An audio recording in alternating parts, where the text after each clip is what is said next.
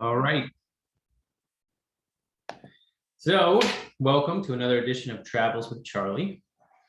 And we last left off, let's see, with Steinbeck being protected by the toilet seat, the sterilized toilet seat, the sterilized plastic wrap on his cups. And he was getting annoyed with being protected. So he went outside and slept in his Rocinante instead of actually sleeping in the hotel room. So we will going to start off with him making his way to Deer Isle, Maine, from where he's at I think he's in New Hampshire right now. And it's interesting because his impression of Deer Isle is exactly the opposite impression that I had after spending a summer in Deer Isle. So it'll be interesting when we get to that part to talk about that a little bit more. It is not unlike me that in heading toward the West Coast, I should travel east. That has always been my tendency.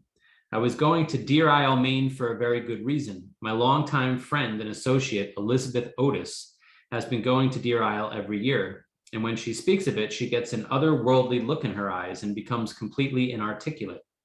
When I planned my trip, she said, "Of course, you'll stop at Deer Isle." "But it's out of my way," I protested. "Nonsense," she said in a tone I know very well. I gathered from her voice and manner that if I didn't go to Deer Isle, I had better never show my face in New York again. She then telephoned Miss Eleanor Brace, with whom she always stays, and that was that. I was committed. All I knew about Deer Isle was that there was nothing you could say about it, but if I didn't go, I was crazy. And also, Miss Brace was awaiting my arrival. I got thoroughly lost in Bangor, what with traffic and trucks, horns blaring and lights changing.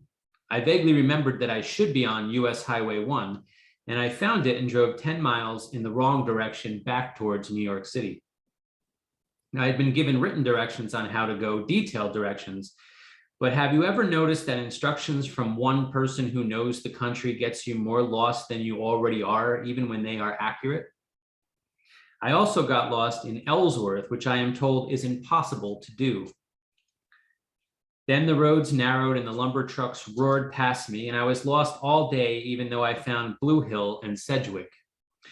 And so again, one of my favorite summers ever was I worked at this little inn called the Oakland House that had been there for like 250 years on the coast of Maine. And Blue Hill was my favorite town actually to visit, which was about 15 minutes away and had all these beautiful little art galleries and cafes. Late in the despairing afternoon, I stopped my truck and approached a majestic Maine state trooper. What a man he was, granite as any quarried about Portland, a perfect model for some future equestrian statue. I wonder if future heroes will be carved in marble jeeps or patrol cars. I seem to be lost, officer, and I wonder if you could direct me. Where is it you want to go? He asked. He looked at me closely. I'm trying to get to Deer Isle. And then when he was satisfied that I wasn't joking, he swung on his hips and pointed across a small stretch of open water, and he did not bother to speak. Is that it? Is that it? He nodded from up to down and left his head down. Well, how do I get there? I have always heard that Maine people are rather taciturn, but for this candidate for Mount Rushmore, to point twice in an afternoon was to be unbearably talkative. So he swung his chin in a small arc in the direction that I had been traveling. If the afternoon had not been advancing, I would have tried for another word from him, even if doomed to failure. Thank you, I said, and sounded to myself as though I had rattled on forever. First, there was a very high iron bridge, as high arched as a rainbow, and after a bit of low stone bridge built in the shape of an S-curve, and then I was on Deer Isle. My written directions said that I must take every road branch that turned right, and the word every was underlined. I climbed a hill and turned right into pine woods on a smaller road, and turned right on a very narrow road, and turned right again on wheel tracks on pine needles. It is so easy once you have been over it. I could have believed I wouldn't find the place, but in 100 yards, there was the great old house of Miss Eleanor Brace, and there she was to welcome me.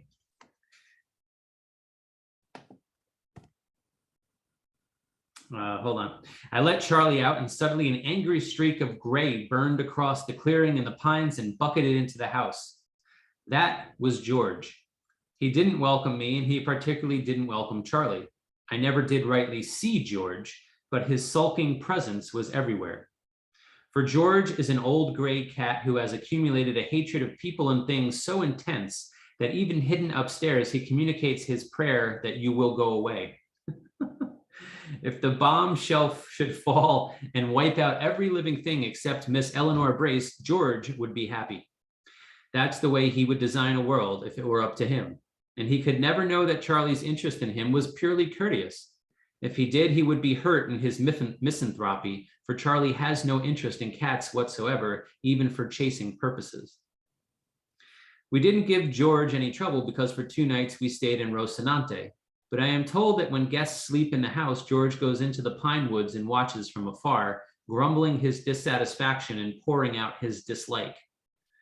Miss Brace admits that for the purposes of a cat, whatever they are, George is worthless. He isn't good company, he is not sympathetic, and he has little aesthetic value.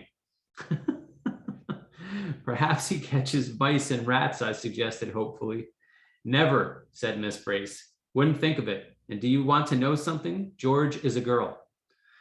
I had to restrain Charley because the unseen presence of George was everywhere. In a more enlightened day when witches and familiars were better understood, George would have found his, or rather her, end in a bonfire, because if ever there was a familiar, an envoy of the devil, a consorter with evil spirits, George is it. So it's kind of funny because Seinfeld every once in a while will go off on something, and George is one of those things that he just does not like. And yet he only saw George as a streak, but he felt George's presence everywhere. Later in the book, he'll stop at a hotel in Chicago, and there will be several pages devoted to a man who is not even there, which is very interesting, which lets you know a little bit about Steinbeck. One doesn't have to be sensitive to feel the strangeness of Deer Isle. So before I keep going, has anybody besides me ever been to Deer Isle, Maine? You have, Molly? Yeah. Yeah, and I didn't find it strange at all, actually. I found it just beautiful, sun-kissed. I was there in the summer. I never wrote more poetry in the world, but there you go. 2 people can go to the same place and have 2 totally different experiences.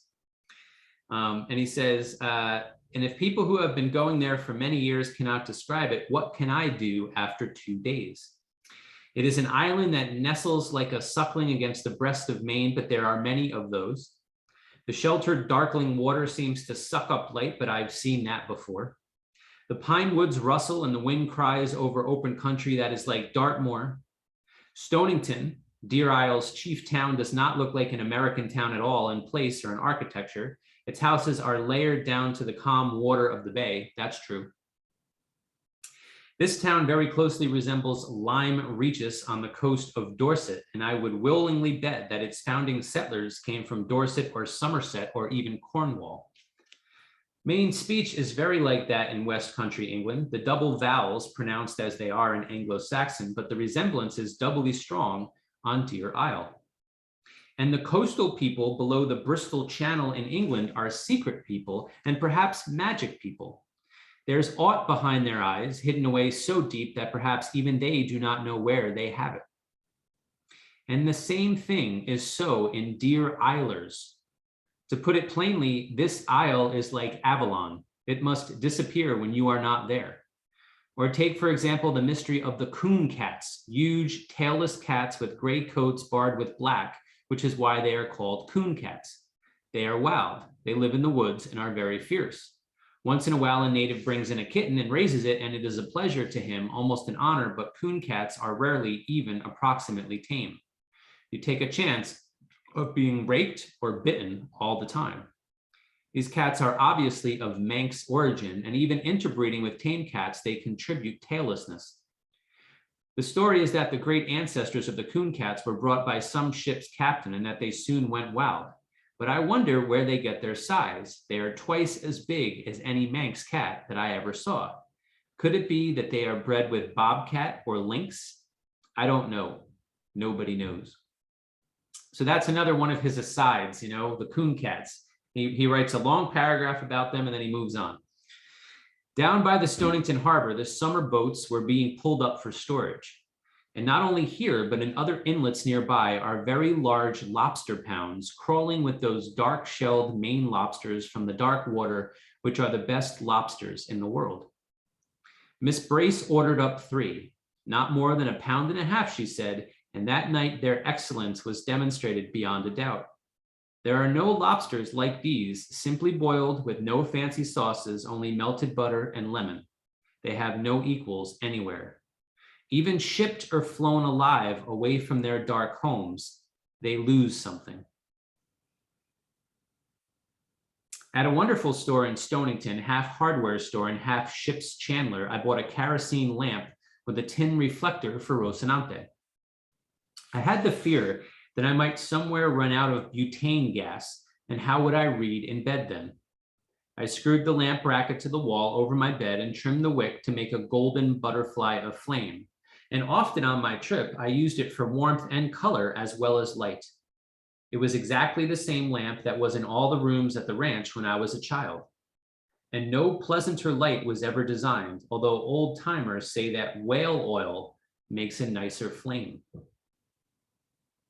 Anybody ever have a lamp that had whale oil in it? No. I have demonstrated that I can't describe Deer Isle. There is something about it that opens no door to words, which is odd because I never wrote more poems in my life than at Little Deer Isle. But it stays with you afterward, and more than that, things you didn't know you saw come back to you after you have left it.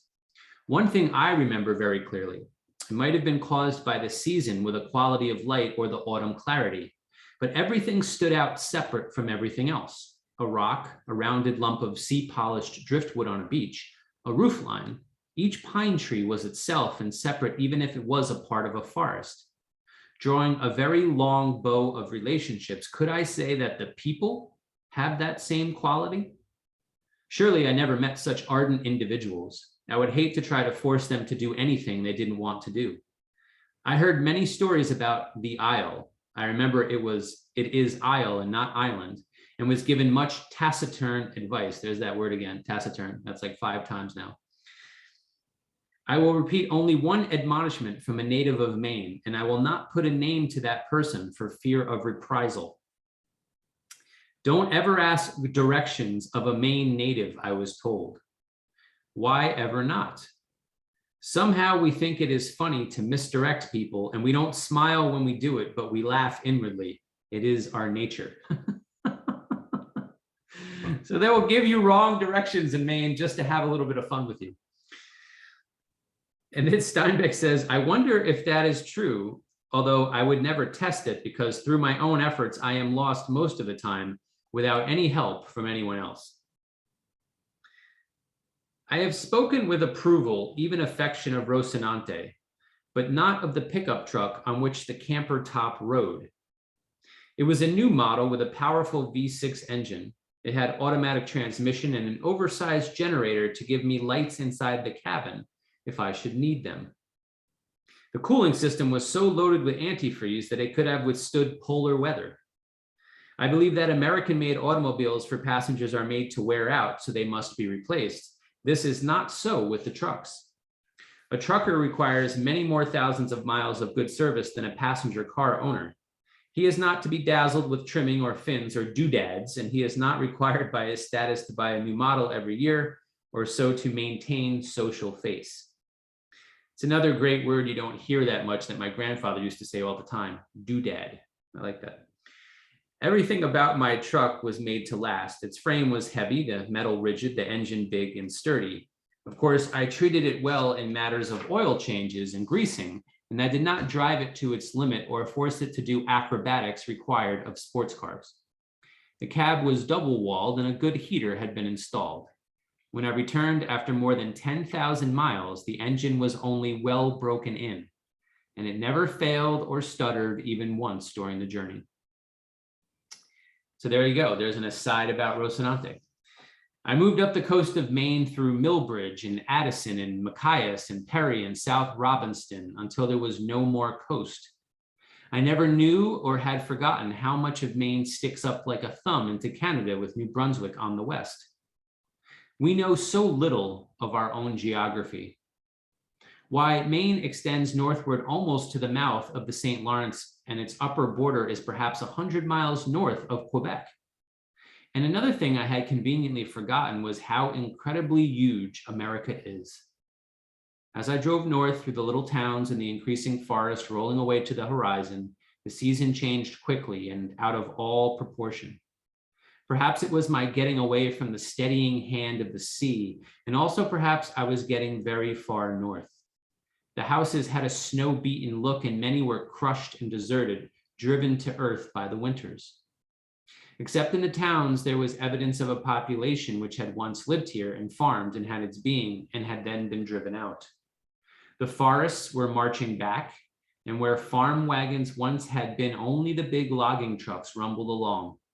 And the game had come back, too. Deer strayed on the roads, and there were marks of bear. There are customs, attitudes, myths, and directions and changes that seem to be part of the structure of America. And I propose to discuss them as they were first thrust on my attention. While these discussions go on, you are to imagine me bowling along on some little road or pulled up behind a bridge or cooking a big pot of lima beans and salt pork. And the first of these has to do with hunting. I could not have escaped hunting if I had wanted to, for open seasons spangle the autumn.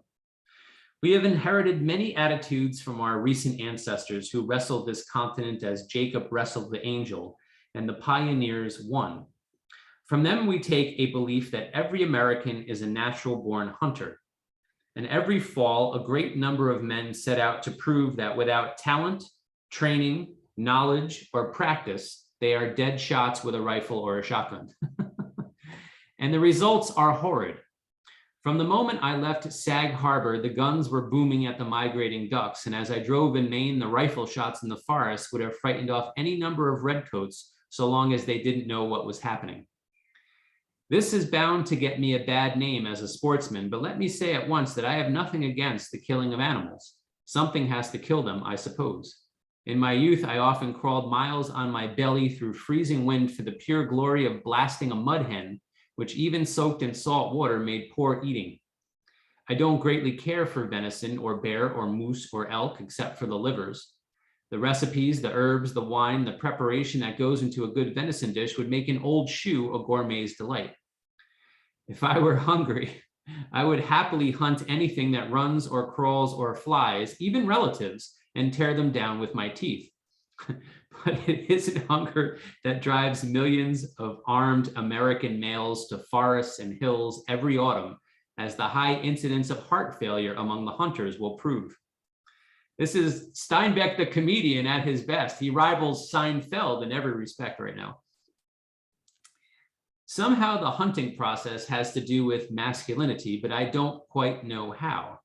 I know there are any number of good and efficient hunters who know what they are doing, but many more are overweight gentlemen primed with whiskey and armed with high-powered rifles. They shoot at anything that moves or looks as though it might, and their success in killing one another may well prevent a population explosion.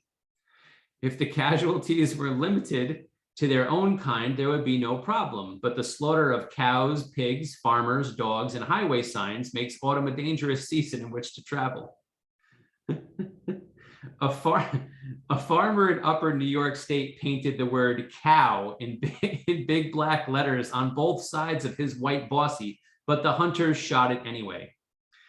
In Wisconsin, as I was driving through, a hunter shot his own guide between the shoulder blades. The coroner, questioning this Nimrod, asked, "Did you think he was a deer?" The man replied, "Yes, sir, I did." "But you weren't sure he was a deer?" "Well, no, sir, I guess not." With the rolling barrage going on in Maine, of course, I was afraid for myself. 4 automobiles were hit on opening day, but mainly I was afraid for Charley. I know that a poodle looks very like a buck deer to one of these hunters, and I had to find some way of protecting him. In Rocinante, there was a box of red Kleenex that someone had given me as a present. And here I confess I've never seen red tissues before. I wrapped Charlie's tail in red Kleenex and fastened it with rubber bands. And every morning I renewed his flag, and he wore it all the day west while bullets whined and whistled around us. This is not intended to be funny, as I see all of you laughing. The radios warned against carrying a white handkerchief. Too many hunters, seeing a flash of white, have taken it for the tail of a running deer and cured a head cold with a single shot.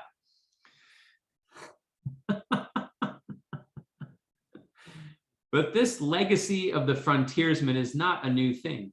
When I was a child on the ranch near Salinas, California, we had a Chinese cook who regularly made a modest good thing of it. On a ridge not far away, a sycamore log lay on its side, supported by two of its broken branches.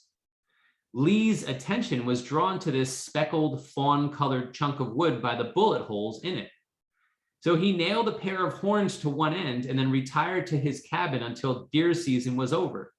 Then he harvested the lead from the old tree trunk. Some seasons he got 50 or 60 pounds of it. It wasn't a fortune, but it was wages.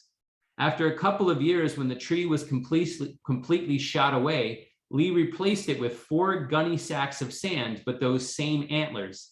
Then it was even easier to harvest his crop. If he had put out 50 of them, it would have been a fortune, but Lee was a humble man who didn't care for mass production. That is one of my favorite parts of this book. It is absolutely brilliant. I have uncles who are hunters who I've read it to who are not as entertained by that section as I am, but so be it. Maine seemed to stretch on endlessly. I felt as Perry must have when he approached what he thought was the North Pole. But I wanted to see Aroostook County, the big northern county of Maine. There are 3 great potato raising sections: Idaho, Suffolk County on Long Island, and Aroostook, Maine. Most people don't know that Maine is a great producer of potatoes, but it is. I had been told that the crop is harvested by Canucks from Canada, who flood over the border at harvest time. And my way went endlessly through forest country and past many lakes not yet frozen. As often as I could, I chose the small wood roads, and they are not conducive to speed. The temperature lifted and it rained endlessly, and the forest wept. Charley never got dry and smelled as though he were mildewed.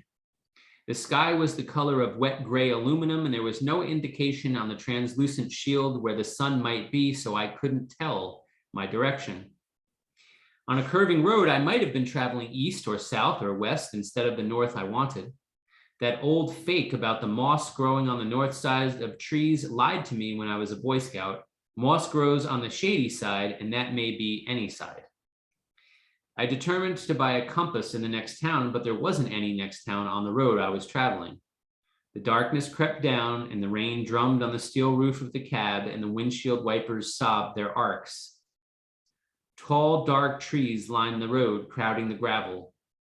And it seemed hours since I had passed a car or a house or a store, for this was the country gone back to forest. A desolate loneliness settled on me, almost a frightening loneliness. And this happens all the time when it's dark and rainy, as we will see many, many, many times throughout the book. Charley, wet and shivering, curled up in his corner of the seat and offered me no companionship. I pulled in behind the approach to a concrete bridge, but couldn't find a level place on the sloping roadside. Even the cabin was dismal and damp. I turned the gas mantle high, lit the kerosene lamp, and lighted 2 burners of my stove to drive the loneliness away. The rain drummed on the metal roof. Nothing in my stock of foods looked edible. The darkness fell, and the trees moved closer. Over the rain drums, I seemed to hear voices, as though a crowd of people muttered and mumbled off stage. So he's getting a little scared. Charley was restless. He didn't bark in alarm, but he growled and whined uneasily, which is very unlike him, and he didn't eat his supper, and he left his water dish untouched, and that by a dog who drinks his weight in water every day and needs to because of the outgo. I succumbed utterly to my desolation, made 2 peanut butter sandwiches, and went to bed and wrote letters home, passing my loneliness around. Then the rain stopped falling and the trees dripped, and I helped to spawn a school of secret dangers. Oh, we can populate the dark with horrors, even we who think ourselves informed and sure, believing nothing we cannot measure or weigh. I knew beyond all doubt that the dark things crowding in on me either did not exist or were not dangerous to me, and still I was afraid. I thought how terrible the nights must have been in a time when men knew the things were there and they were deadly. But no, that's wrong. If I knew they were there, I would have weapons against them, charms, prayers, some kind of alliance with forces equally strong, but on my side. Knowing they were not there made me defenseless against them, and perhaps even more afraid. Long ago, and he does this a lot, he reverts back to his childhood to back up with a substantial aside, something that he's thinking about now. So he's going to give you an aside about the childhood, just like he did with Lee the cook and the antlers. But now he's going to go back to his childhood to back up what he's talking about, which is kind of cool as he's going along because you learn about his history too. Long ago, I owned a little ranch in the Santa Cruz Mountains in California. In one place, a forest of giant madrone trees joined their tops over a true tarn, a black spring-fed lake. If there is such a thing as a haunted place, that one was haunted, made so by dim light strained through the leaves and various tricks of perspective. I had working for me a Filipino man, a hill man, short and dark and silent, of the Maori people perhaps. And this is where Steinbeck messes up, because the Maoris are Pacific Islanders and they are not Filipinos, so he got his tribes wrong. Once, thinking he must have come from a tribal system which recognizes the unseen as a part of reality, I asked this man if he was not afraid of that haunted place, particularly at night. He said he was not afraid because years before a witch doctor gave him a charm against evil spirits. Well, let me see the charm, I asked. It's words, he said. It's a word charm. So I said, can you say them to me? Sure, he said, and he droned, in nomine Patris et Filii et Spiritus Sancti. It's a Catholic. So the witch doctor was a priest. What does it mean, I asked. He raised his shoulders. I don't know, he said. It's a charm against evil spirits, so I'm not afraid of them. I've dredged this conversation out of a strange sounding Spanish, but there is no doubt of his charm, and it worked for him. Lying in my bed under the weeping night, I did my best to read, to take my mind out of misery. But while my eyes moved on the lines, I listened to the night. On the edge of sleep, a new sound jerked me awake. The sound of footsteps, I thought, moving stealthily on gravel. On the bed beside me, I had a flashlight 2 feet long, made for coon hunters. You know, and he existed, of course, before Friday the 13th and Halloween and the Freddy Krueger mysteries that, you know, people conjure up. So on the bed beside me, I had a flashlight 2 feet long, made for coon hunters. It throws a powerful beam at least a mile. I got up from bed and lifted my 30-30 carbine from the wall and listened again near the door of Rocinante. And I heard the steps come closer. Then Charley roared his warning, and I opened the door and sprayed the road with light. It was a man in boots and a yellow oilskin. The light pinned him still. What do you want? I called. He must have been startled. It took him a moment to answer. I want to go home. I live up the road. And now I felt the whole silly thing, the ridiculous pattern that had piled up layer on layer. Would you like a cup of coffee or a drink? I asked. No, it's too late. And if you'll take that light out of my face, I'll get along. I snapped off the light and he disappeared. But his voice in passing said, hey, come to think of it, what are you doing here? Camping, I said, just camped for the night. And I went to sleep the moment I hit the bed. Has anybody ever experienced that in a strange place?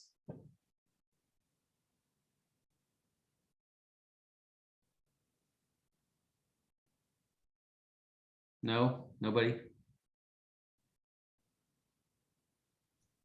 Oh, yeah. Beatrice is saying yes. Yeah. We got one somewhat fearful person at least one moment in her life. That's good. I'll tell you a story that regards to Maine. So my dad was the chief of police in my town in North Jersey. He's a big man with tattoos, and he's not scared of really, I've never seen him be scared of pretty much anything. But he came to visit me when I was working at that inn. And that inn is located on Penobscot Bay, and it has no televisions, no radios. It had one old phone booth that you could make calls out of. It was just classic. And families have been coming up there for hundreds of years to just get away and unplug. And so I had my dad come up, and I got him a room on this pier, and underneath the Penobscot Bay would flow in under the rocks and flow out. And I was going to meet him for breakfast the next morning. And I had been up there for about 3.5 months, living in this tiny little, room. And I loved it. I just loved it up there, the peace and the quiet. And so anyway, the next morning I meet him at about 7 a.m. I'm going to have coffee, make breakfast. And my dad's like, I'm getting out of here. I'm like, what? He's like, I'm leaving. I'm like, why? He's like, I can't take it. He's like, it's too quiet. Like there's like some sort of sea animal coming. He's like, I'm getting out of here. I need sirens and blaring and people shooting. And he's like, I'm gone. And he left. He just left. So that's my story. There you go. Just beautiful water coming under, fading out, but there was like a sea monster there. I don't know. The sun was up when I awakened, and the world was remade and shining. Again, this happens very often. Steinbeck is not a person who likes the rain, so he would not be able to live in Seattle. There are as many worlds as there are kinds of days, and as an opal changes its colors and its fire to match the nature of a day, so do I. That's a very beautiful piece of writing right there, comparing your personality and the changes of it to an opal. Very beautiful. The night fears and loneliness were so far gone that I could hardly remember them. Even Rocinante, dirty and pine needle covered as she was, seemed to leap over the road with joy. Now there were open fields among the lakes and forests, fields with the crumbly, friable soil potatoes love. Trucks with flatbeds loaded with empty potato barrels moved on the roads, and the mechanical potato digger turned up long windrows of pale-skinned tubers. In Spanish, there is a word for which I can't find a counter word in English. It is the verb vacilar, present participle vacillando. It does not mean vacillating at all. For if one is vacillando, he is going somewhere but doesn't greatly care whether or not he gets there, although he has direction. My friend Jack Ragnar has often in Mexico assumed this state of being. Let us say we wanted to walk in the streets of Mexico City, but not at random. We would choose some article almost certainly not to exist there, and then diligently try to find it. So that's interesting, right? So this idea that if you want to really just walk around someplace, you pick an object that would be very difficult for you to find somewhere, and you spend all day trying to find it. But in doing so, it takes you throughout the whole city. So you get this kind of, feet on the ground understanding. It's very interesting. It would be similar to it's similar, but not the same as the French term, which is flaneur. And a flaneur is a person who does an art form in an urban area to understand the landscape better. So in other words, somebody puts an easel out in Seattle somewhere and paints all day, or somebody writes poems, or somebody plays the saxophone, not songs, but just playing what they feel in that moment. That would all be a flaneur. So a person who tries to understand the landscape, an urban landscape, by doing an art form within it. But a vacillando is a person who picks an object that would be hard to find and then spends all day finding it. So interesting. I wanted to go to the roof tree of Maine to start my trip before turning west. It seemed to give the journey a design. And everything in the world must have design, or the human mind rejects it. But in addition, it must have purpose, or the human conscience shies away from it. So Maine was my design, and potatoes my purpose. If I had not seen a single potato, my status as a vacillador would not have been affected. As it turned out, I saw almost more potatoes than I needed to see. I saw mountains of potatoes, oceans, more potatoes than you would think the world's population could consume in 100 years. I've seen many migrant crop picking people about the country, Hindus, Filipinos, Mexicans, Okies, way away from their states. And here in Maine, a great many were French Canadians who came over the border for the harvest season. It occurs to me that just as the Carthaginians hired mercenaries to do their fighting for them, we Americans bring in mercenaries to do our hard and humble work for us. I hope we may not be overwhelmed one day by peoples who are not too proud and are not too lazy and are not too soft to bend to the earth and pick up the things we eat. So again, as Steinbeck saw about the environmental movement in this book, he also saw that the border would be a big issue with people in the future, especially if we didn't continue to do our own harvesting. And that is very true. These Canucks are a hardy people. They traveled and camped by families and groups of families, perhaps even clans, men, women, boys, girls, and small children too. Only the nurslings did not work at picking up the potatoes and placing them in the barrels. Americans drove the trucks and used a windlass and a kind of davit to pull the filled barrels aboard. Then they drove away to deposit the crop in the potato barns with earth heaped high about their sides to prevent freezing. My knowledge of Canuck French derives from motion pictures, usually with Nelson Eddy and Jeanette MacDonald. Do you know who those people are? Okay. It's odd, but I didn't hear a single one of the potato pickers say, by gar. And do you know what that means? By gar? I don't know. And they must have seen the pictures and known what is right. The women and girls wore pants, usually of corduroy, and thick sweaters, and they covered their heads with bright colored scarves to protect their hair from the dust that rises from the fields with the smallest wind. Most of these people traveled in big trucks covered with dark canvas tarpaulins, but there were some trailers and a few camper tops like Rocinante. At night, some slept in the trucks and trailers, but also there were tents pitched in pleasant places, and the smells that came from their cooking fires indicated that they had not lost their French genius for making soup. Fortunately, the tents and trucks and 2 trailers were settled on the edge of a clear and lovely lake. I parked Rocinante about 95 yards away, but also on the lake's edge. Then I put on coffee to boil and brought out my garbage bucket laundry, which had been jouncing for 2 days, and rinsed the detergent over at the edge of the lake. Attitudes toward strangers crop up mysteriously. I was downwind from the camp and the odor of their soup drifted to me. Those people might have been murderers, sadists, brutes, ugly, apish subhumans for all I knew, but I found myself thinking, what charming people, what flair, how beautiful they are, how I wish I knew them. And this, of course, was all based on the delicious smell of soup. In establishing contact with strange people, Charley is my ambassador. I release him and he drifts towards the objective, or rather to whatever the objective may be preparing for dinner. I retrieve him so that he will not be a nuisance to my neighbors, et voila. A child can do the same thing, but I think a dog is better. The incident came off as smoothly as one might expect of a tested and well-rehearsed script. I sent out my ambassador and drank a cup of coffee while I gave him time to operate. Then I strolled to the camp to relieve my neighbors of the inconvenience of my miserable cure. They were nice-looking people, a dozen of them, not counting children, 3 of the girls pretty and giving to giggling, 2 of the wives buxom, and a third even buxomer with child, a patriarch, 2 brothers-in-law, and a couple of young men who were working toward being brothers-in-law. But the operating chieftain, with deference, of course, to the patriarch, was a fine-looking man of about 35, broad-shouldered and lithe, with the cream and berries complexion of a girl and crisp black curling hair.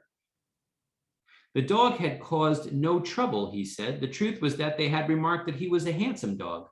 I, of course, found myself prejudiced in spite of his deficiencies, being his owner, but the dog had one advantage over most dogs. He was born and raised in France. The group closed ranks. The three pretty girls giggled and were instantly smothered by the navy blue eye of the chieftain, backed by a hiss from the patriarch. Was that true? Where in France? In Versailles, on the outskirts of Paris. Did they know it? No, unfortunately, they had never been to the fatherland. I hoped they might remedy that. They should have known Charley for a French national by his manners. They had observed my roulotte with admiration. It was simple but comfortable. So they're talking about the truck. It was simple but comfortable. If they found it convenient, I should be pleased to show it to them. I was very kind. It would give them pleasure. If the elevated tone indicates to you that it was carried on in French, you are wrong. The chieftain spoke a very pure and careful English. The one French word used was roulotte. The asides among themselves were in Canuck. My French is ridiculous anyway. No, the elevated tone was a part and parcel of the pageantry of establishing a rapport. I gathered Charley to me. Might I expect them after supper, which I smelled on the fire? They would be honored. So I set my cabin in order, heated and ate a can of chili con carne, made sure the beer was cold, even picked a bouquet of autumn leaves and put them in a milk bottle on the table. The roll of paper cups laid in for just such an occasion had got quashed flat by a flying dictionary my first day out, but I made coasters from folded paper towels. It's amazing what trouble you will go to for a party. Then Charley barked them in and I was host in my own house. 6 people can squeeze in behind my table, and they did. 2 others beside me stood up and the back door was wreathed with children's faces. This is obviously pre-COVID. They were very nice people, but quite formal. I opened beer for the big ones and pop for the outsiders. In due course, these people told me quite a bit about themselves. They came over the border every year for the potato harvest. With everyone working, it made a nice little pool against the winter. Did they have any trouble with immigration people at the border? Well, no. The rules seemed to relax during harvest season, and besides, the way was smoothed by a contractor to whom they paid a small percentage of their pay. But they didn't really pay him. He collected directly from the farmers. I've known quite a few migrant people over the years, Okies and Mexicans and the Negroes who move into New Jersey and Long Island. And whenever I've seen them, there has always been a contractor in the background to smooth the way for them for a consideration. Years ago, the farmers tried to draw more labor than they needed so that they could lower wages. This seems to be no longer true, for government agencies channel only as many laborers as are needed, and some kind of minimum wage is maintained. In other cases, the migrants have been driven to movement and seasonal work by poverty and by terrible need. Surely my guests for the evening were neither mistreated nor driven. This clan, having put their own small farm to bed for the winter in the province of Quebec, came over the line to make a small nest egg. They even carried a little feeling of holiday with them, almost like the hops and strawberry pickers from London and the Midland cities of England. These were a hardy and self-sufficient people, quite capable of taking care of themselves. I opened more beer. After the night of desolate loneliness, I felt very good to be surrounded by warm and friendly but cautious people.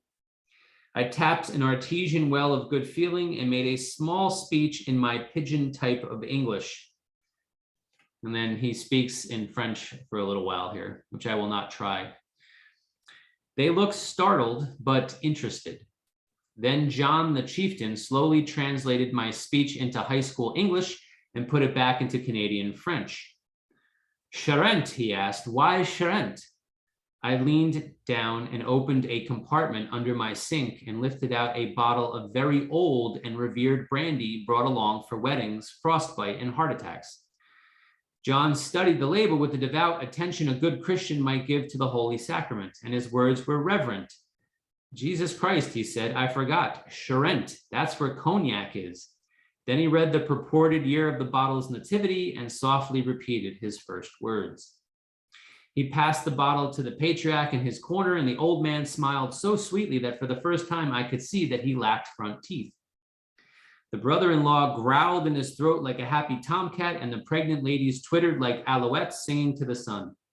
I handed John a corkscrew while I laid out the crystal, 3 plastic coffee cups, a jelly glass, a shaving mug, and several wide-mouthed pill bottles. So that's what they're going to drink out of. I emptied their capsules into a saucepan and rinsed out the odor of wheat germ with water from the tap.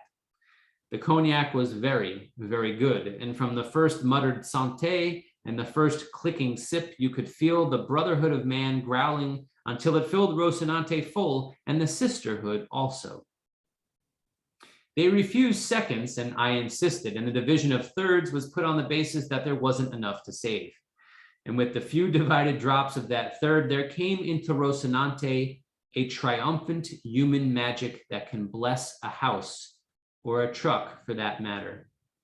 9 people gathered in complete silence, and the 9 parts making a whole as surely as my arms and legs are part of me, separate and inseparable. Rocinante took on a glow it never quite lost. That's one of my favorite paragraphs. I'm going to read it again because it's really beautiful. They refused seconds, and I insisted, and the division of thirds was put on the basis that there wasn't enough to save. And with the few divided drops of that third, there came into Rocinante a triumphant human magic that can bless a house, or a truck for that matter. 9 people gathered in complete silence, and the 9 parts making a whole as surely as my arms and legs are part of me, separate and inseparable. Rocinante took on a glow it never quite lost.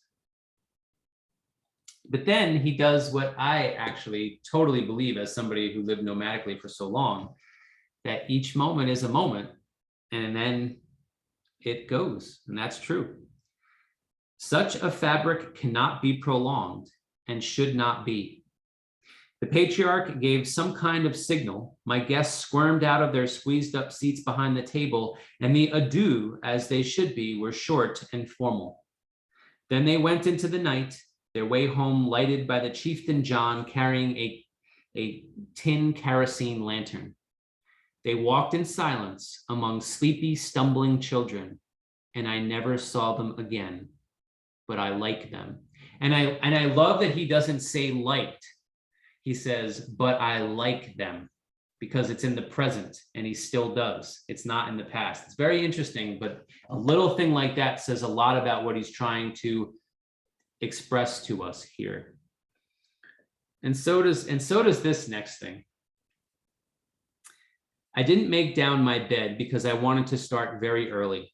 I curled up behind the table and slept a little while, until in the dim false dawn, Charley looked into my space and said, "Pfft." While I heated my coffee, I made a little sign on cardboard and stuck it in the neck of the empty brandy bottle. Then, passing the sleeping camp, I stopped and stood the bottle where they would see it. The sign read, Enfant de France, mort pour la patrie. And I drove as quietly as I could, for on this day I intended to drive a little west and then take the long road south down the long reach of Maine. There are times that one treasures for all one's life, and such times are burned clearly and sharply on the material of total recall. I felt very fortunate that morning. I'm going to end with that passage because it's such a beautiful place to end. I know we still have 5 minutes left, but we can talk, but that's a beautiful place to end. It's a beautiful sentiment. And if any of you have obviously traveled, taken trips, you know, there are those moments that are just beautiful, that are timeless. So does anybody have a short, or a couple of you have a short memory of a time like that was just beautiful with some people you just met, and then, you know, it just... Mary, yep, I see Mary, Shane, yes.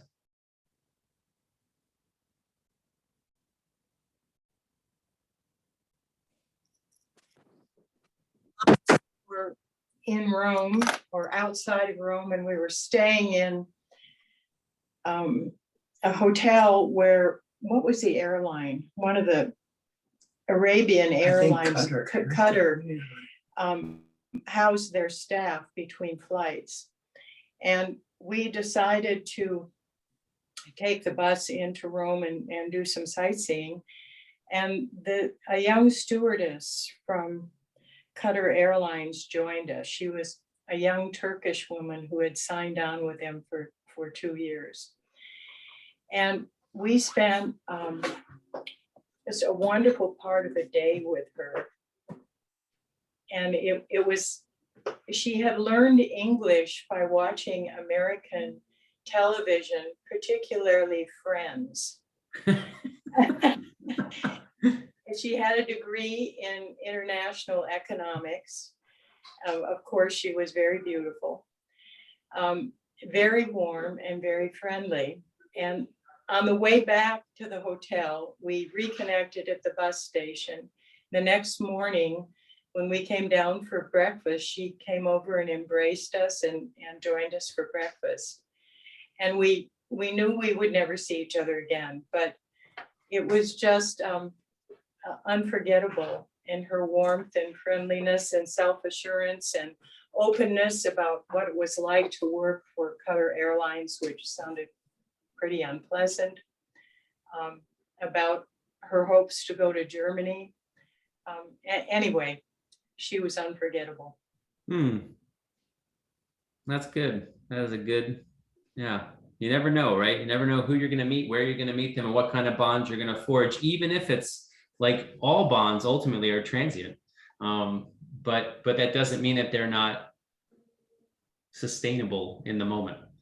And I think that's what the great thing about traveling is. So, yep. So we are on actually we've gotten to page 50. So yeah, we're about a quarter way through the journey already. So I think next week, is it true, Beatrice? Next week, will they be back in the chapel? Yes, it will be. Okay. So next week we'll be back in the chapel. I mean, or you can continue to log on via Zoom, either way, but you'll have both options again next week. Thank you so very much, Professor Jake. We really, really appreciate you being with us. And unless there's any other questions, I think we'll end our wonderful program for today and reminisce in the joy of Steinbeck. When you all see each other in the halls, I expect you to all go, so. Then you could just lead each other to the restroom. There you go. Great. Well, I hope all of you have a fantastic week. All right. Take care. All the best. Bye-bye. Thank you. Okay. So let's see, how can we do this? There we go.